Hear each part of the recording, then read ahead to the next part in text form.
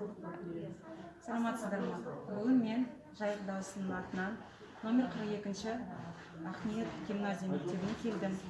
Еліміздегі пандемия карантинге байланысты бүгін мектеп аз қамтылған және көпбалалы отбасыларына компьютер беріп жатыр. Өзіңіз көріп тұрғандай ата-аналар келіп жатыр. Арнайы комиссия шығарылған. Ол деген мектептің мұғалімдері, ата-аналар келіп қол қойып компьютер алып жатыр. Ішке кіріп қарасаңыз.